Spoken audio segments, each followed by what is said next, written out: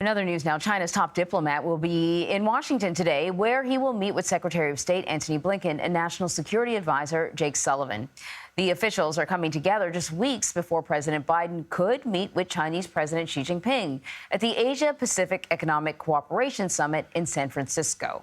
So for more insight into these meetings, I want to bring in Bonny Lin. She is the director of the China Power Project and a senior fellow for Asian security at the Center for Strategic and International Studies. Thanks for joining us. What are the goals for Wang Yi's visit? Well, thank you, Anne-Marie. It's really great. I'm really grateful to join you. In terms of Wang Yi's visit's goals, I think it's multiple. One is, as our State Department has shared, to be sure that we are managing U.S.-China relations, as well as to maintain communications between the two countries. As you alluded to earlier, another major goal for the visit is to potentially lay the foundations for President Biden to meet with Chinese leader Xi Jinping in San Francisco and APEC in November. Right now, we still don't have full and final confirmation that that meeting will occur, and how Wang Yi's meeting proceeds will be critical.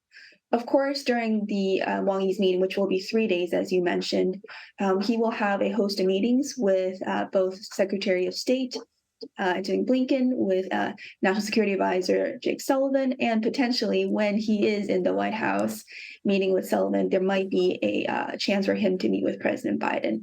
They are expected to discuss a range of bilateral, regional, as well as international issues. We mentioned, and you just sort of mentioned, this possible meeting in San Francisco. There have been all these other meetings going on now for quite a while in China, and now here trying to pave the way. There isn't an actual meeting on the calendar, but it's the feeling that if the two men are in the same place, there's a possibility that they may kind of scoot over to the side and have some bilateral, a kind of impromptu bilateral. So I think, given the ways that both government operates and how much China likes to pre-plan these activities, I think it won't be last minute impromptu. It will probably be well choreographed in advance. But the question is, if we are certain yet that that meeting will occur. I think the U.S. government, the Biden administration, is relatively optimistic. And we saw, for example, California Governor Newsom in China now recently, and he also mentioned APEC. So I feel like his recent trip was very positive.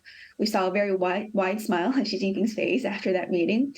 So it's a good sign, but we won't know for sure after Wang Yi's meet until we see the end of Wang Yi's meeting in D.C. As you know, China has been over the years expanding its influence across the globe. Normally, you wouldn't think of China and the Middle East. You wouldn't sort of put them in the same category. But we know that there have been inroads, particularly when it comes to Saudi Arabia. Could the conflict in Israel and Hamas, I don't know, like have an impact or throw a wrench in any of this? And what is China's role in the Middle East now? Yeah, that's an excellent question. So that's one of the topics that the U.S. wants to consult with China on, among other global issues, in addition to Ukraine as well as North Korea. And here, compared to Ukraine, actually China's position is more aligned with the U.S. in terms of its interest in promoting regional peace and stability. We know that China imports about 50% of its oil from the Middle East. It is now the Gulf country's largest trade partner, so it has significant stakes in making sure that there is regional stability there. And what the United States hopes China can do is use its influence, particularly on Iran, that, as you mentioned, China has been having a growing relationship with, to rein in some of the tendencies on their end to potentially escalate the conflict escalate the current conflict, which is still largely an Israel-Hamas conflict, to a wider regional conflict. The problem that we're seeing right now is we don't yet have a sense that China is willing to use its influence. And it's not clear that China has confidence that even if it used its influence, which is primarily economic levers, that it would be able to have an impact in either de-escalating the situation or preventing the situation from further spiraling. Oh, that's really interesting. Bonny Lin, thank you very much. Thank you.